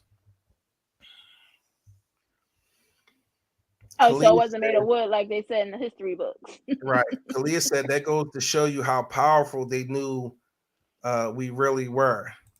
Christine said, bro, you dropping that knowledge tonight, and I'm here for it. I appreciate that. Tiffany Ann Dennis said they don't dislike us. They feel inferior and are definitely afraid of us coming together. If we supported one another the way the LGBTQIA does, there is no limit to what we can accomplish. Can you imagine the turnaround of power? I could go on and on. I forget who said it. Please, guys, don't charge it to my heart, charge it to my brain. But I think it was Malcolm X who said, the scariest thing to a white man is an educated Negro. Mm-hmm. Tiffany said they use black women as guinea pigs for gynecology research. Shell, they stole a black woman without medicine. DNA. Yeah, without any anesthesia or anything like that. But they feel like black women have a higher threshold of pain than white women. But that's just why, they feel that way about all black people. Even now, whereas though black women is way more likely to die in childbirth than a white woman is, because they don't believe our claims as far as whatever is going on with us and giving us the proper medical attention. So that's You're absolutely right. Also. So that, but they believe that across the board about black people. And I'm not telling you this from rhetoric or some statistic I read in the papers or in the book or any of that shit. I'm telling you because I have firsthand experience. I was formerly trained as a pharmacy technician. I did my externship at a Rite Aid, and it's still there. 40 right around 40, between 40th and 41st in Market. And when I tell you, when black people came in with narcotic scripts, that they were filled probably I want to say about 25% of the time. The 25% of the time that they were filled, they were known to the pharmacy and had an extensive history of getting narcotics in the system. If you came in there with a new script for narcotics, the pharmacist was, and you was black, the pharmacist said, we don't have it. We don't carry it. But if you was white, came in that same pharmacy, I remember this shit like it was yesterday. It was this young black girl. You could tell she had been in some type of accident or something. She had like one of her eyelashes was like, she had like the long eye and they were hanging off and they whatever. Visibly in pain. She had a script. It wasn't even for like 90, 60. It was for 14 Percocets. It wasn't even the 30s or the 10s. It was the 5s. The pharmacist told this girl, we don't have it. You're going to have to go to the next closest one. Literally. True story. Literally. This suburban looking white lady Those the ones with the problem. Came in with a script for 90 30s. I was trained on my externship. Anything that was a narcotic, bring directly to the pharmacist. Same way I took that script for that 14 to her, and she said, no, tell her we don't have it. You know, she did the, no, we ain't got it. Took that 90 piece back there, tell her to be 20 minutes. I was fucked up about that. We as a people cannot escape racism. But to Tiffany's point, if we managed to be selfless enough, because it don't take courage, because for a majority, a lot of people are just sheeps. And I don't mean that in a derogatory way. They just got to know that they won't be the only ones sticking their neck out and putting themselves on the line. Because we had any selflessness in us and we decided to pull the trigger. I remember at one point it was talk about everybody doing like a gas out. Nobody would drive their car for one day.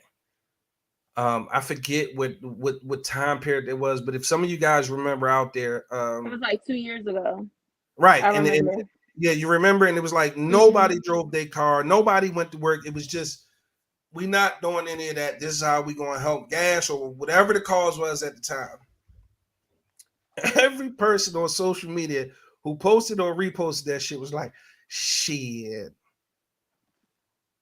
Every white person I saw was like, hey man, I'm down. You guys down? Now, fuck it. I'm a Black people, if we could just be selfless enough for one specific cause, because there's no effective way. I shouldn't say that, because there are effective ways to affect change with, certain actions. Violence is a very effective way to affect change, right? But the biggest and the fastest way to affect change is what? Fuck their money up. Nobody wants their money fucked up, right? I feel like in order to get Black people on board, you got to tell them the opposite. Like I realized with this whole COVID pandemic thing, like when it first hit and everybody's like, well, you gotta wear a mask, wear your mask. All Black people was like, I ain't wearing no goddamn mask. You're not gonna tell me that I got to put on a mask, whatever, however people felt. But now that the mandate is lifted and they're saying you don't even have to wear a mask anymore, now Black people are like, oh no, I'm not going to about my mask. I got to put my mask on. I'm not going in it. You don't know what these people got. And it's like, now, just a couple months ago, a year ago, none of y'all wanted to put these fucking masks on. And then they telling you you could take your mask off. Now y'all want to keep them. Like, Black people is like, we take and attach ourselves to certain causes that doesn't mean anything. Like, we rebel against the stuff that don't mean shit. Like, just to say, just to have something to say, versus when it's something productive and something that we could possibly do to affect change. It's like, oh no, I gotta go to work. I can't miss no work. What you talking about? Drive? I can't drive today. Oh no, I ain't got the time. I can't lose my job. It's like I saw it. And here's the thing. In these comments now, you guys are fucking on fire. Now, I ain't talking about the praise of me, but I want to go to a couple of these comments, but I'm saving the best one for last because this is some shit I've been saying for like the last 4 years, and I can't seem to get anybody on board. But I also have a new company that I'm vested in now that I'm not going to talk about it today because I don't want to associate the two or seem like I'm trying to sell you guys anything. So we're going to keep it strictly about what we're talking about. So let's go through a couple of these comments. Tiffany said this topic is powerful for me. I agree. They feel like we are more fertile, said Jumana. Kalila Strong said it has been known from all religions and cultures, especially the culturalists. I'm sorry, the culturalists, pasty pirates.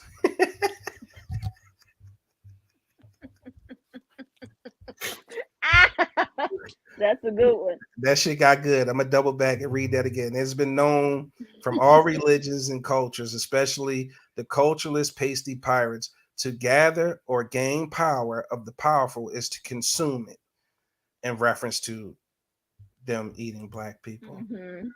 Jumana said, I forgot who said it, but some stated that segregation is the worst thing that black people could have ever asked for. These last two comments from Jumana,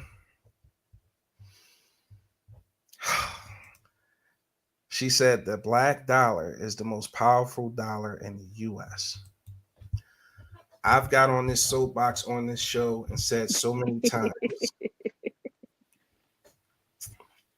First of all, it's encouraging to see that other people get it, other people understand it, other people realize that we do have the most powerful dollar in the country.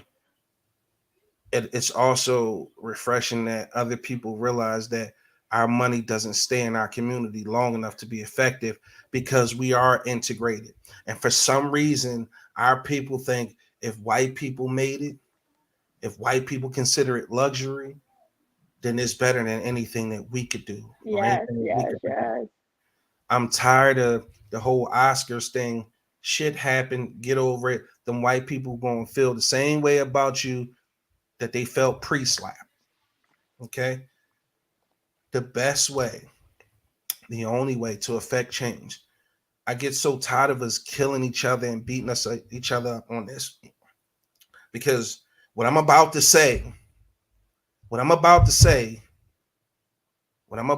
is literally the one thing that could expeditiously put us in an economic and financial position to not only compete, not only to thrive, but to catch up and or overtake. There has to be a concerted effort to buy black and buy black only.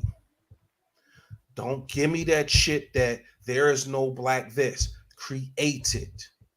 Find people to come together to invest to make it happen. Do not tell me black businesses tried to get over, they charge too much for everything. That's a slap in black people's face who took the lead. Talk about it. See, what you fail to realize is me having a website called iCraftMart. I not only compete with Amazon and eBay and Etsy, which is the closest to the model that I'm trying to present to our people. I'm competing against those billion-dollar companies, but I'm also competing against you and your slanderous word of mouth. You know why? Because when you say some slanderous shit like black people overcharge, I just told you who black people are competing against. Juggernauts, Fortune 500 billion-dollar companies who are allowed, they buy fucking shitloads of soap so they can charge you $1. You know why? Because they make it for fucking cheap because they ordering it by the boatload. They're producing it with chemicals and bullshit by the boatload.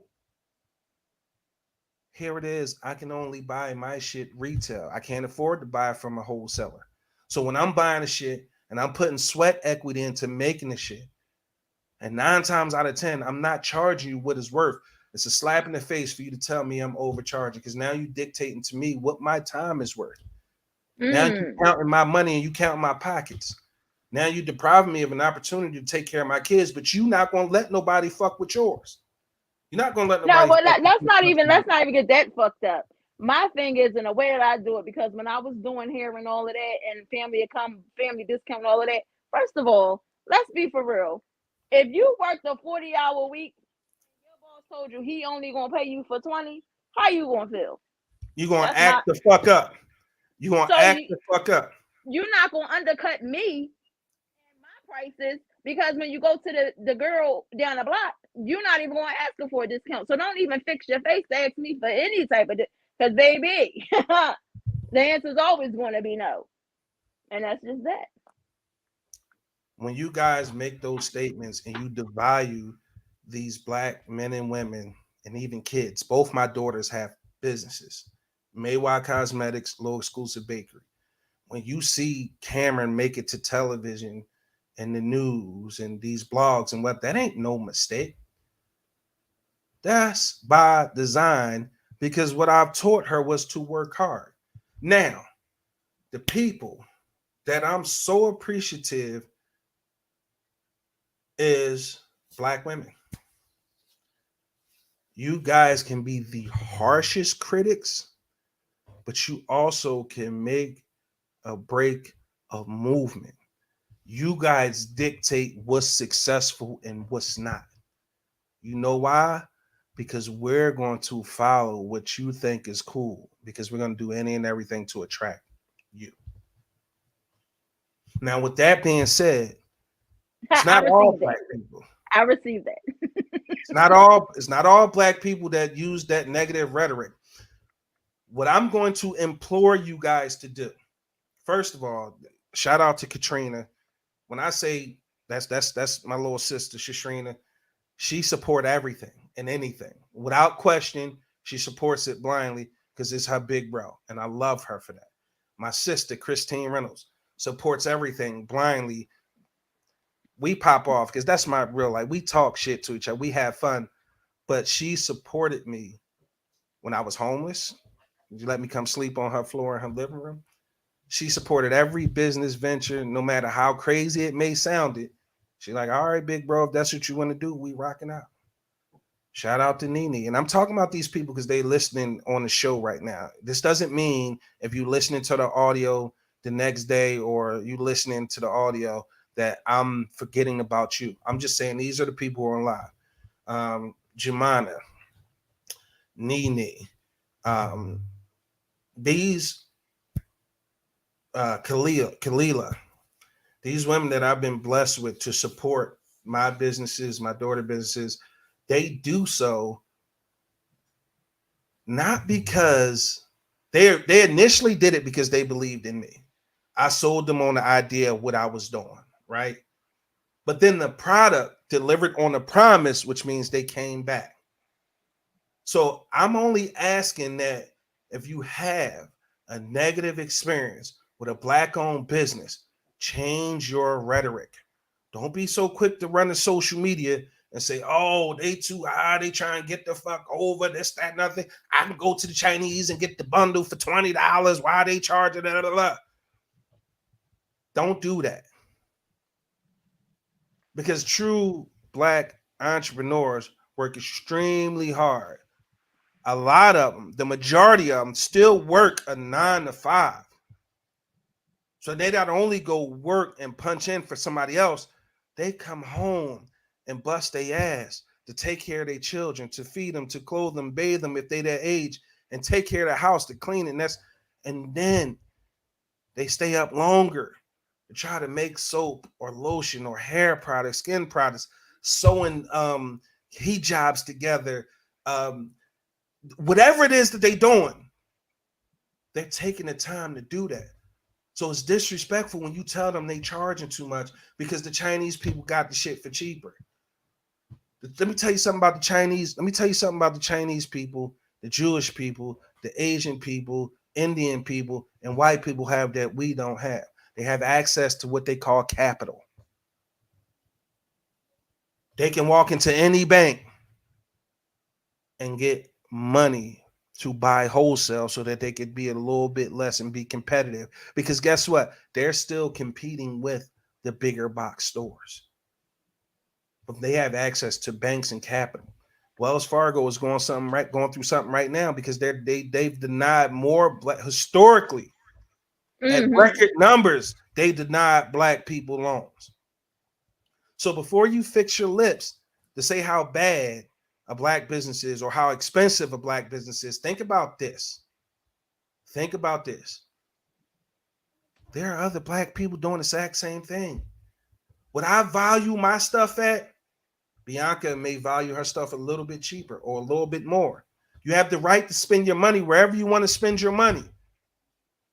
But there are black alternatives to everything. And if there isn't, let's get and create a venture capitalist firm.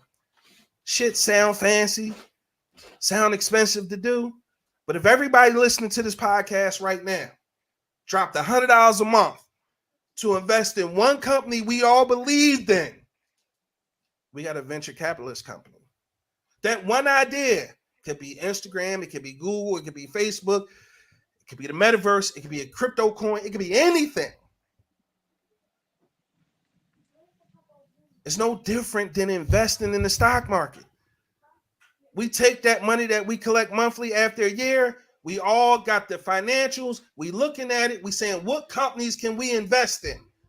What black person out there can we invest in that we feel like is on the cusp of going over the edge? And then we can pay black lawyers, pay black consulting firms to point us in the right direction. What I'm saying is, stop making excuses for not supporting black people. Stop trying to tell black people they charge it too much when you don't know what they do to make that product possible. Change the rhetoric. If you had a bad experience, don't just fucking start going on Facebook and Instagram and putting these people on blast. If you was ripped off, yes, do what you need to do. I support that 1000%. But if you had a bad experience because the product didn't live up to what you thought it would live up to, have the conversation, call them, text them, email them. 9 times out of 10, because it's black owned, you got access to them where you don't have access to any other companies. Okay? Change the rhetoric and the way you talk about black businesses, because the fastest way to get us out of this economic and financial poverty is to come together and pool those black dollars together, buy black, keep it black. Okay? I'm telling you personally, I got 1,000,001 things going on, but if you inbox me and say, yo, I want to do this, I want to turn this passion into profit, I'm going to figure out a way to help you. Change how you think about your fellow brother and sister. Some people are just pieces of shit, black or white. Some companies just do bad customer service, black or white. McDonald's shake machine is down 90% of the time, according to you, motherfuckers. 100% of the time. 100% of the time. You still go. Give that same opportunity to black entrepreneurs. As an entrepreneur, I'm going to take the criticism.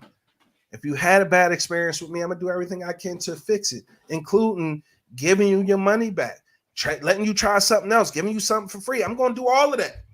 Just give me the opportunity. Don't take it to Instagram or Facebook or any social media platform and put me on blast, because you know why? We all know as black people, we got to be 10 times better than our white counterpart who's less qualified. Ask Ketanji Brown Jackson, please. Y'all got to hear me, please. Y'all got to hear me. If you think for 1 second we're going to get ahead with us fighting and trying to save a buck, and I'm gonna give you this quick thing because it's 8:55. Because I'm gonna give it to you after I get to these comments, because you guys are taking the time and I want to make sure, you know, I show y'all the love y'all show me. Yeah, we don't. Here we go. Jemina said, we don't bring our talents, ideas, and funds and ambitions together anymore. They keep us busy killing each other and being envious. That's a huge problem. But that's why I'm saying change the rhetoric. Because if you really want to strengthen your community, you'll want your neighbor to succeed as much as your neighbor on the other side, the one across from you, your brothers and sisters. You want to see them succeed because it's only going. But people, a lot of people ask me, why did you do that? Like, you didn't have to do that for me, because it's not about me. Number one, I want the karma to miss me, and I wanted to hit my girls. I want them to always have a successful, prosperous, positive life. The other thing it does is, if I genuinely help you and you genuinely succeed, you're somebody else that's in my network that's successful, that I can always pick up the phone and say, hey, I need you to give me an opportunity to give this kid an internship or an externship, or hey, I need you to do me a favor and donate to us restoring this park over here, or I need you to donate so we can do this food drive or feed this. That's what it's about for me. Katrina said, preach, big bro. Jemina, preach. Christine with the 100, Nene with the 100, Katrina with the 100. And she said, will always will, big bro. Thank you for the show.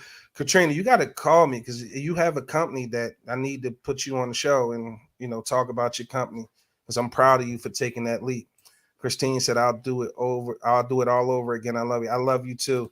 Nene said, love you, bro. I love you too. Katrina said, you've always had a business mindset ever since we were kids, man. I knew you were going to be something special. I appreciate that. Katrina, you're so right. Yes, he always knew he was destined for greatness. Tiffany with the 100. Tiffany says, and I add to the capital comment, the government is showing you now. What's that? Tiff, jump in real quick. We can always go on a little overtime.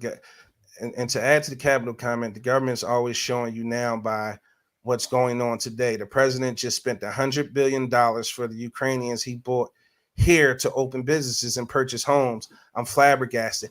God damn it, you right. They ain't never got money for reparations. They found $1 trillion in the pandemic, $1 billion, but that's not just for the Ukrainians. They find money. They found, I just, not ignorant I am and how bad I feel about this. And we kind of got it. We can always go overtime. If y'all want us to go overtime, for the people listening, we can. The United States find money for what they find money for. Reparations were given out after slavery was abolished. Did you know that? Mm-hmm. I knew that. I didn't. I'm like, my people say, they tell me, no, to the people, the slave owners that lost their slaves, they were given reparations because they lost their labor. Yes, I knew that. I've heard that. I did not know that. Blew my whole shit. Tiffany said, Katrina said, Tiffany, and it's sickening. Jumana said, shows the entire race how many other races they continue to help. Yep. Tiffany, I'm devastated by just the lack for Black lives, Black empowerment, Black finances. Is sickening. Katrina but are said, we really surprised by that? Relation.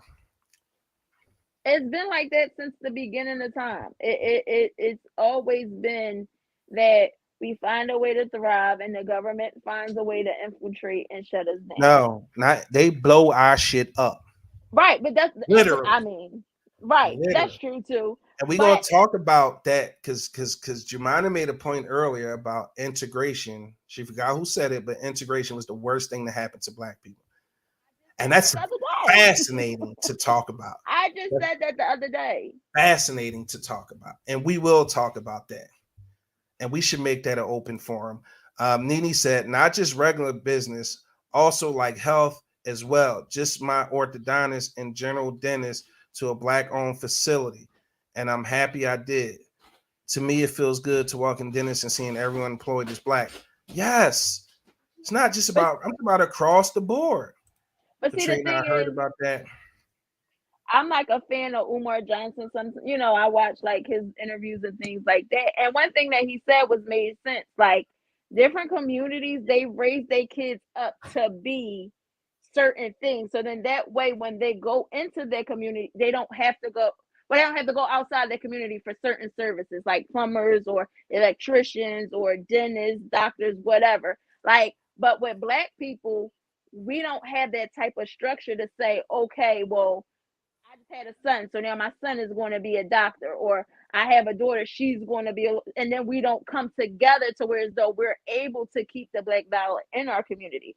So we got everybody that when kids grow up, they say, what you want to be? I want to be a football player. I want to be a rapper. I want to be this, or but it's nothing that's really significant enough for us to be able to keep the black dollar within the community, because now we have to go outside for goods and services, because these people are bringing their kids up young to know you're going to be a lawyer.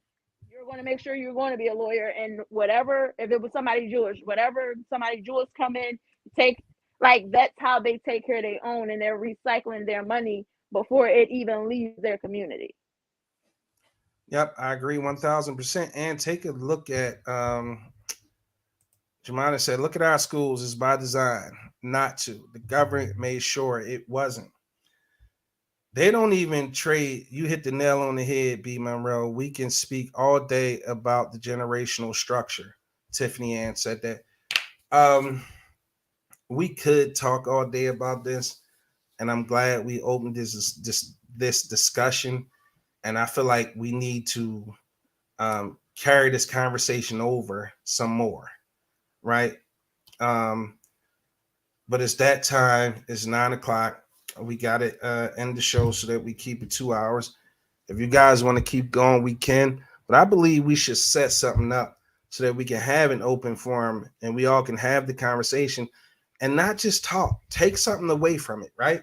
Like put something on the books, put something on Black and White, where if you have, we made mention to the fact of having a venture capitalist group or an investment group.